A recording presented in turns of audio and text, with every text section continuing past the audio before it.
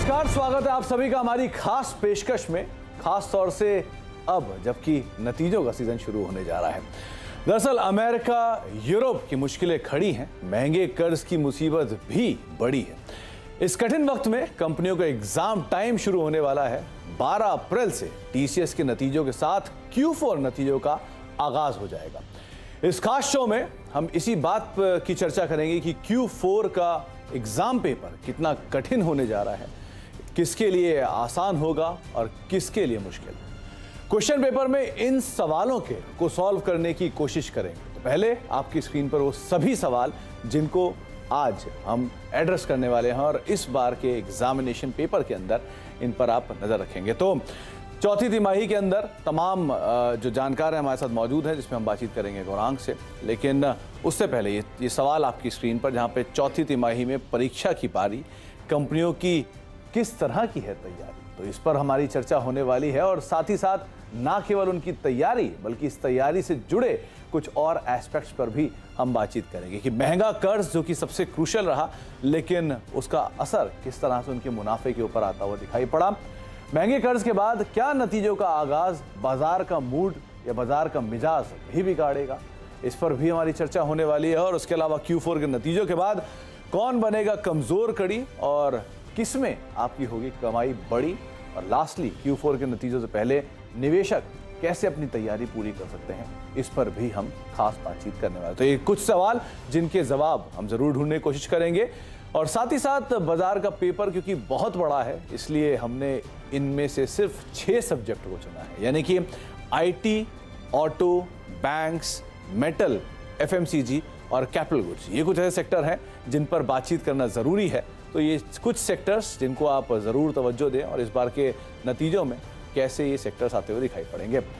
इन पर बातचीत करने के लिए आज हमारे साथ 2 खास मेहमान भी मौजूद हैं। हमारे साथ जियोजित फाइनेंशियल के गौरांग शाह और साथ साथ आनंद राठी शेयर्स के नरेंद्र सोलंकी सर मौजूद है, जिनसे हम बातचीत करेंगे नंबर्स को लेकर और उनका व्यू समझेंगे कैसे अर्निंग्स इस तिमाही के आते हुए दिखाई पड़ेंगे।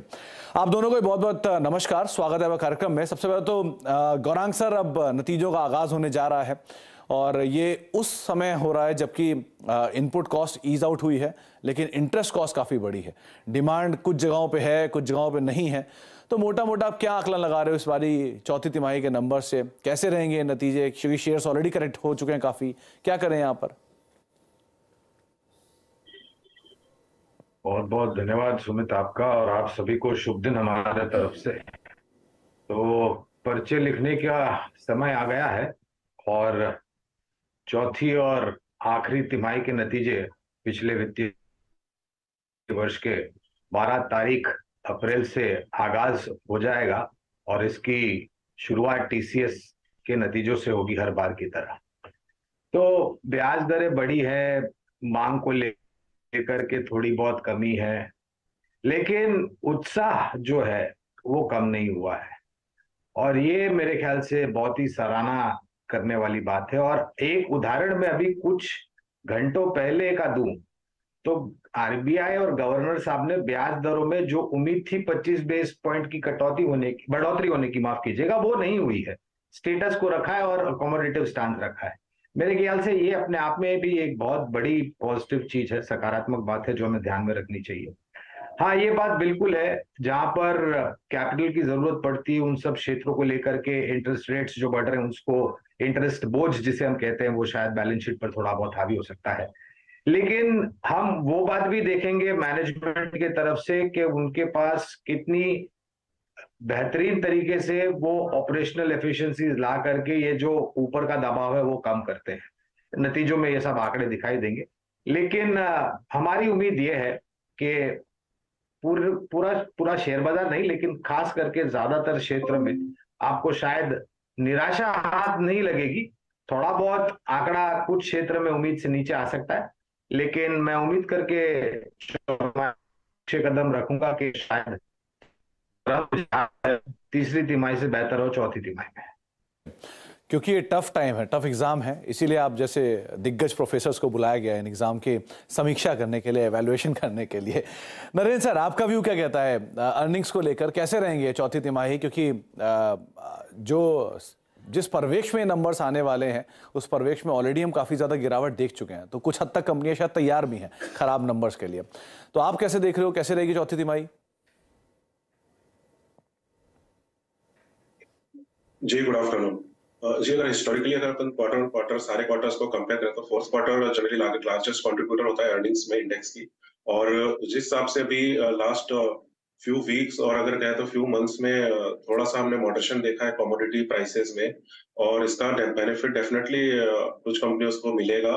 और जो जहां तक जो रॉ मटेरियल के तरफ से जो प्रेशर था वो ईज आउट होता हुआ दिख सकता है हमको इस तरफ से कंपनीज के भी यहाँ पे। दूसरा एक इम्पोर्टेंट फैक्टर है कि अगर आप हिस्टोरिकली लास्ट 2-3 इयर्स का ट्रेंड देखें तो कॉर्पोरेट सेक्टर में डीलिवरेजिंग काफी एक स्ट्रॉन्ग ट्रेंड रहा है। और हालांकि इंटरेस्ट रेट जो हाइक हुई है उसका फर्क पड़ा है मिड एंड स्मॉल कंपनीज पे, but most of the corporate जो बड़ी कंपनीज है उनमें डीलिवरेजिंग एक काफी अहम ट्रेंड दिखा है हमको। और अब रेट्स पीक भी हो रही हैं तो डेफिनेटली इंटरेस्ट कॉस्ट के पर्सपेक्टिव से भी अब धीरे धीरे आगे आउटलुक इंप्रूव होता हुआ दिख रहा है। तो कॉस्ट के पर्सपेक्टिव से मार्जिन डेफिनेटली इंप्रूव होंगे। इवन जो फिनिश प्रोडक्ट्स हैं उसमें भी अब थोड़ा सा जो ग्रोथ का मोमेंटम है उसमें खासकर जो मैन्युफैक्चरिंग कंपनीज है डोमेस्टिक ओरिएंटेड जितने भी सेक्टर्स हैं उसमें काफी स्ट्रॉन्ग ट्रेंड अभी भी जारी है, तो वहां पे काफी अच्छे नतीजे देखने को मिल सकते हैं। तो शुरुआत करते हैं अलग अलग सेक्टर्स के साथ और देख लेते हैं कौन से सेक्टर की परफॉर्मेंस कैसी रहने वाली है। और सबसे पहला नतीजा देने वाला है, जिसका एग्जाम या पेपर सबसे पहले है, वो है टेक्नोलॉजी का, यानी कि आईटी क्षेत्र का। आईटी दिग्गजों के नंबर्स के साथ शुरुआत होगी। टीसीएस, इन्फोसिस सबसे पहले अपने नंबर्स पेश करने वाले हैं। तो किस तरह से सेक्टर का इवैल्यूएशन है, गौरांग सर से ही समझ लेते हैं। Gaurang sir, IT space crucial सबसे ज़्यादा, बेलवेदर के नंबर सबसे पहले आएंगे। ऑलरेडी 40% की करेक्शन कुछ स्टॉक्स दिखा चुके हैं हायर लेवल से। सेक्टर अच्छा खासा बीट एंड डाउन है, लेकिन अमेरिका में दिक्कतें भी हैं। उसके बीच में कुछ मिड कैप कंपनियों की पहले ही कमेंट्री वीक साइड पर आ चुकी है। सो इन सब चीज़ों को ध्यान में रखें, क्या इवैल्यूएट करें, कैसे रहेंगे चौथी तिमाही के नतीजे आईटी के? तो सुमित, ऐतिहासिक तौर पर अगर आप देखें तो चौथी तिमाही के जो नतीजे होते हैं कि वो अमूमन थोड़े बहुत नीचे की तरफ ही होते हैं। कारण अनेक है इसके, एक नहीं अनेक कारण है। जो हमने नतीजे तीसरी तिमाही के पहले के देखे, यानी कि पिछले वित्तीय वर्ष के दूसरी और पहली तिमाही के नतीजे और उसके पहले वाले वित्तीय वर्ष में, तो उसको देखते हुए काफी लोग आईटी क्षेत्र से दूर रहने की राय दे रहे थे। लेकिन बाजी पलटी तीसरी तिमाही के नतीजों के बाद, आंकड़ों के बाद, और जिस तरीके से लगभग प्रत्येक आईटी क्षेत्र की कंपनी के मैनेजमेंट में जो कारोबार को लेकर के टिप्पणियां करी वगैरह, तो जो बिकवाली की राय थी आईटी क्षेत्र पर वो बदल करके खरीदारी की हो गई। जो हमने तीसरी तिमाही के पहले सुमित प्राइस करेक्शन देखा, टाइम करेक्शन देखा, 25% के आसपास आईटी इंडेक्स नीचे था, शायद कुछ कंपनियां उससे और ज्यादा नीचे थी। अगर आप छोटी मध्यम अवधि में ये जो आवाजें सुनाई दे रहे हैं उस पर ज्यादा ध्यान नहीं देते हैं, और अगर आप लंबी अवधि के लिए सोचते हैं, तो हमें पूर्ण रीत से भरोसा है कि वो जो चमक जो थी, वो जो दिखाई नहीं दे रही थी, वो शायद आने वाले समय में आपको दिखाई दे। अमेरिका में जो हो रहा है उसको लेकर के काफी समय हो गया है। अगर नकारात्मक परिस्थिति होनी थी तो काफी लंबे समय पहले हो जाती, लेकिन ऐसा कुछ तीसरी तिमाही के आंकड़ों में दिखाई नहीं दिया। और हमने ये भी देखा है सुमित कि आईटी क्षेत्र की कंपनियां जब भी गाइडेंस देती हैं तो वो बहुत ही कंजर्वेटिव होते हैं। और मुझे लग रहा है कि जिस तरीके से हमारा आकलन है आईटी क्षेत्र को लेकर के, और इनकी जिस तरीके से प्रोडक्ट्स, प्लेटफॉर्म, सर्विसेज की जरूरत पड़ेगी, मेरे ख्याल से आपको आईटी क्षेत्र को नजरअंदाज नहीं करना चाहिए। हम खरीदारी की राय अभी भी रख रहे हैं। टीसीएस है, इन्फोसिस है, HCL Tech, Tech Mahindra, LTI Mindtree, KPIT Tech, Tata Elxsi, Coforge, Persistent Systems, ये कुछ पसंद है हमारी दिग्गज और मझौली आईटी क्षेत्र। तो मिड कैप आईटी, दिग्गज आईटी कंपनियों में कहां पर आप नजर रख सकते हैं, किन किन को आप तवज्जो दे सकते हैं, इस पर बातचीत की गौरांग सर ने। लेकिन ये शुरुआत है, पहला नतीजा इन्हीं से आएगा, तो यहाँ पर ही टोन सेट होगी, किस तरह से नंबर्स आते हुए दिखाई पड़ेंगे। लेकिन अब क्योंकि चमक की बात उठी है तो बात आती है मेटल की, जहाँ पर क्योंकि बढ़िया बेस भी है, हायर बेस के बाद नंबर्स आ रहे हैं, और इस पूरे सेक्टर में सबसे ज़्यादा बड़ा केपेक्स होता है, हायर इंटरेस्ट कॉस्ट होती है, तो कैसे नंबर्स रहेंगे? नरेंद्र सर, क्या अनुमान लगा रहे हो आप, क्या करना चाहिए मेटल स्पेस में, किन के नंबर्स कैसे रहेंगे? जी, इसमें सिंस ये ग्लोबल कमोडिटी ड्रिवन सेक्टर है और इसमें ग्लोबल इवेंट्स भी मैटर करते हैं, तो सबसे पहले अभी ग्लोबल टेम्पलेट समझ लेते हैं। तो जो अभी ग्लोबल टेम्पलेट है वो है म्यूटेड डिमांड का सिनेरियो है, और जो प्राइसेस का जो रिसेंट फॉल आया था वहां से अब थोड़ा सा बेस बन के अब रिकवरी की तरफ दिख रहा है प्राइस। हालांकि डिमांड साइड बहुत ज्यादा हाई एक्सपेक्टेशंस नहीं है इवन आफ्टर चाइना रीओपनिंग के लिए, लेकिन एक थोड़ी बहुत म्यूटेड काइंड ऑफ डिमांड है। तो ये जो बैकड्रॉप है ग्लोबल का, उसपे जो रॉ मटेरियल बेनिफिट है वो डेफिनेटली कंपनीज को मिलेगा, और जो लोअर इनपुट कॉस्ट है उसका भी फायदा देखने को मिल सकता है इन कंपनीज में। और एक्सपोर्ट्स के अंदर स्लाइट पिकअप आ सकता है, जिस हिसाब से गवर्नमेंट ने 2-3 मंथ्स बैक एक पॉलिसी अनाउंसमेंट करी थी, तो वहां पे भी एक फायदा होगा। और एक्सपोर्ट की बात है तो यहाँ पे जो डिफरेंस है अपना हमारा और चाइना में, उसमें गैप भी काफी ज्यादा नहीं रह गया है, अभी 4-5% के अराउंड का डिफरेंस रह गया है। और इसमें खास बात यह है कि जो स्पेशलाइज्ड स्टील कंपनीज इस सेगमेंट में है, उसमें ज्यादा अच्छा बेहतर परफॉर्मेंस दिखेगा। इसमें हमारी जो बेस्ट पिक है फिलहाल, अगर लार्ज कंपनी की बात करें तो टाटा स्टील। तो टाटा स्टील, जिसके तिमाही नतीजों के ऊपर आपको नज़र रखनी होगी, वैसे भी सबसे बड़ा प्लेयर है स्टील में, तो कोई भी जो टोन होगी वो यहीं से सेट होते हुए दिखाई पड़ेगी और काफ़ी हद तक नज़र रखनी होगी। स्पेस काफ़ी बजिंग भी रहा है पिछले 2 तिमाही के अंदर। लेकिन गौरांग सर, क्योंकि आपने BFSI की हम बात कर रहे हैं, तो ऑब्वियस सी बात है इसमें अभी बैंकिंग भी छूट गया है। IT के बाद जो दूसरा सबसे बड़ा परसेंटेज ओन करता है मार्केट्स में, जिसके सबसे ज़्यादा डोमिनेंस है, वो आता है बैंकिंग।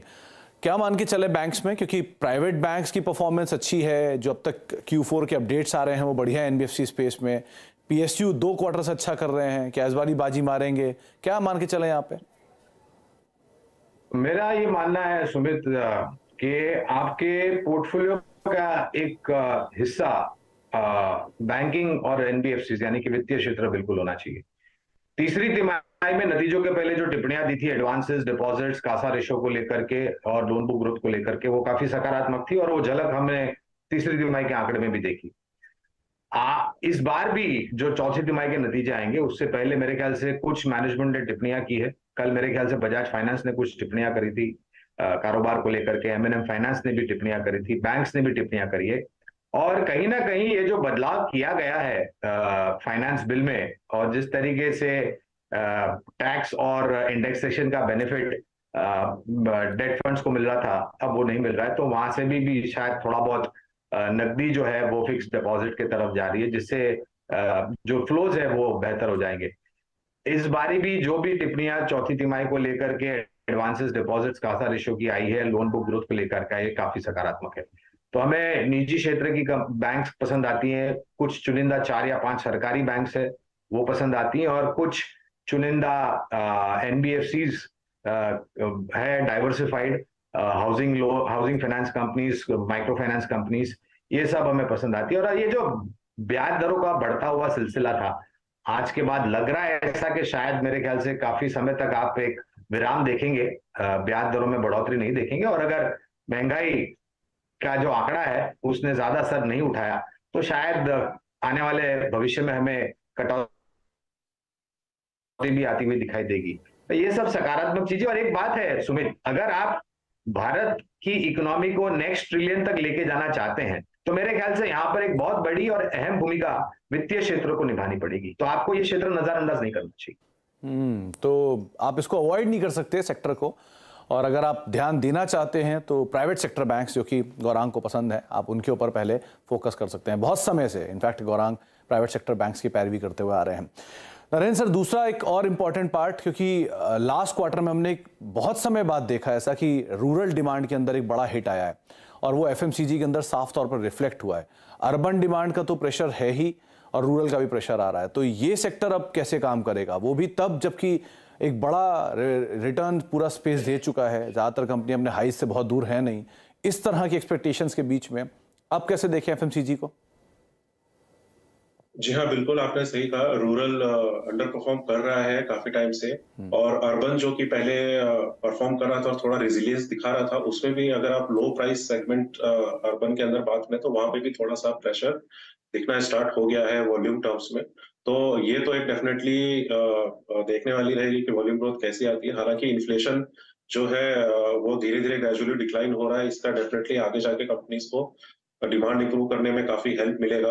वहीं पे अगर अपन कॉस्ट्स की बात करें तो जो रॉ मटेरियल प्राइसेस है वो काफी डिक्लाइन हुए हैं, तो यहाँ पे मार्जिन फ्रंट पे कंपनीज का इंप्रूवमेंट दिख सकता है।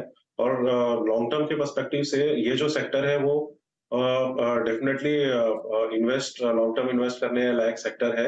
इसमें शॉर्ट टर्म कुछ सिक्लिकल आते हैं इन्फ्लेशन को लेके, डिमांड को लेके, बट लॉन्ग टर्म के हिसाब से डेफिनेटली डिमांड पिकअप करेगा वंस इन्फ्लेशन स्टार्ट्स डिक्लाइनिंग, और कंपनी की जो प्राइसिंग पावर है वो मार्जिन्स में रिफ्लेक्ट दिखेगी। तो ये डेफिनेटली फिलहाल तो रिजल्ट्स म्यूटेड आएंगे वॉल्यूम ग्रोथ के टर्म्स में, बट मार्जिन्स में थोड़ा सा इंप्रूवमेंट दिखा सकते हैं। और इसमें जो टॉप स्टॉक्स हैं हमारे लिए वो है टाटा कंज्यूमर है, आईटीसी है एंड एचयूएल है, जिसमें अपन रह सकते हैं इन्वेस्टमेंट के तौर। तो एचयूएल, आईटीसी, टाटा कंज्यूमर, इसके तिमाही नतीजों पर आप नजर रखेंगे। और ये बात सही है कि इनपुट कॉस्ट तो कम हुई है, लेकिन डिमांड वाला पार्ट कैसे प्ले करता है इसको जरूर ध्यान में रखना होगा इस तिमाही के नतीजों के साथ। अब तक हमने 4 सेक्टर से बात की है, अब बाकी हैं 2 सेक्टर जिनके ऊपर भी अभी हम चर्चा करने वाले हैं। यानी कि हम बातचीत कर चुके हैं आईटी पे, हमने बातचीत कर ली है मेटल पे, बातचीत कर ली है बैंक्स पे, और बातचीत कर ली है एफएमसीजी पर। लेकिन इस साल का सबसे बड़ा आउट परफॉर्मर रहा है कैपिटल गुड्स। और क्या 2 व्हीलर एक्सीड करेगा एचसीवी डिमांड को लेकर, इन सब पर हम बातचीत करते हैं एक छोटे से ब्रेक के उस पार।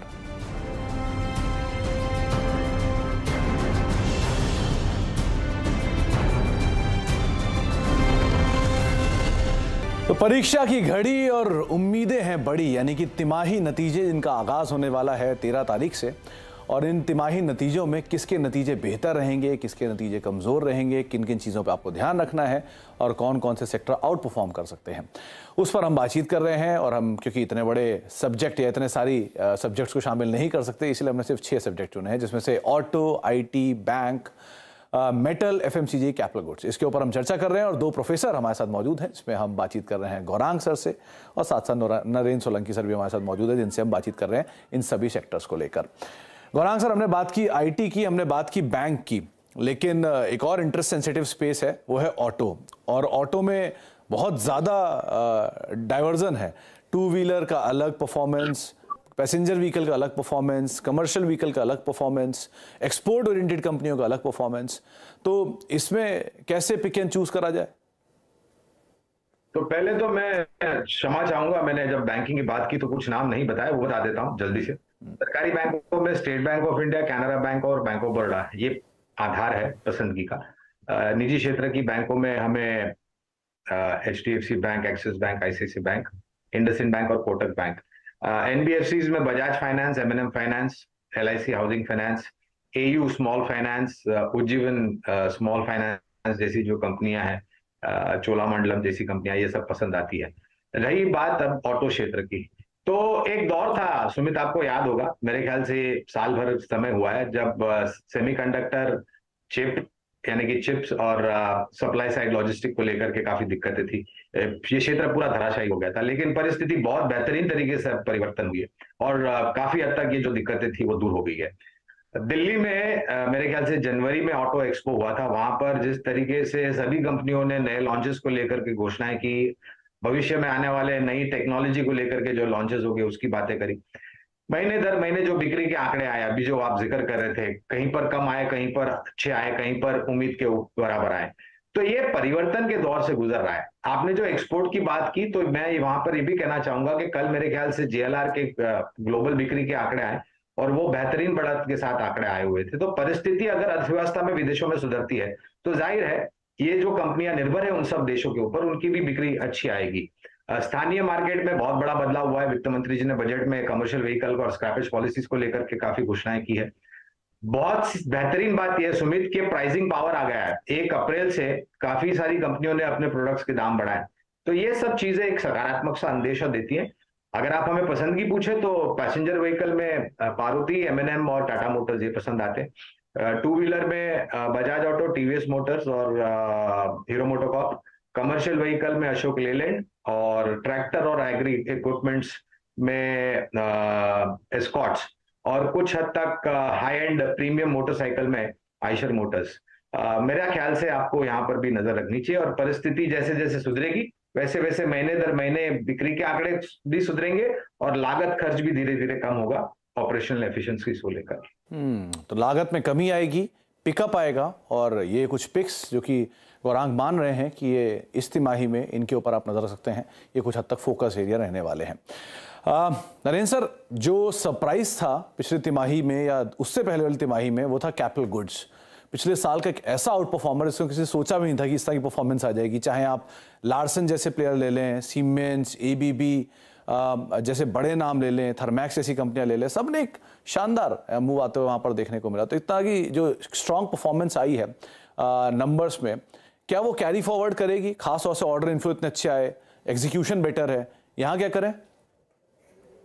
जी बिल्कुल, ऑर्डर बुक का अगर आप मोमेंटम देखें तो काफी स्ट्रांग है। इवन इस क्वार्टर में भी काफी ऑर्डर इनफ्लोस हमको देखने को मिले हैं, और इसमें डिमांड साइड में देखें तो इसमें 2-3 फैक्टर्स है जो इम्पोर्टेंट इनके फेवर में काम कर रहे हैं। वो एक तो गवर्नमेंट का जो कैपिटल एक्सपेंडिचर है और जिस हिसाब से उनके प्लान्स है अनाउंसमेंट, उस हिसाब से ये सेक्टर में ये ऑर्डर इनफ्लो कंटिन्यू रहने वाला है। और दूसरा जो ट्रेंड हमको देखने को मिल रहा है उसमें खास बात ये है कि जो ग्लोबल एमएनसीज हैं उनका जो खुद का जो कंजम्पशन है वो आउटसोर्स हो रहा है। तो इसमें एक आउटसोर्सिंग अपॉर्चुनिटी भी काफी क्रिएट होके आ रही है इस सेक्टर के अंदर, जो मिड कैप कंपनीज को काफी बेनिफिट कर रही है। और इसमें कैपिटल गुड्स क्योंकि ब्रॉड सेक्टर है तो इसमें मैं इंक्लूड करूंगा जो कंज्यूमेबल्स हैं और जो एंसिलरी चीजें जैसे फॉर्जिंग कंपनीज हो गई, बेयरिंग्स हो गई, तो ये टाइप में जितनी भी कंपनीज है उनका आउटसोर्सिंग अपॉर्चुनिटी काफी ज्यादा इंप्रूव होके आ रहा है। तो नॉट ओनली बड़े प्लेयर्स, इवन जो मिड प्लेयर्स हैं वो भी काफी अच्छा परफॉर्मेंस अपना दिखाते रहेंगे और जारी रहेगा।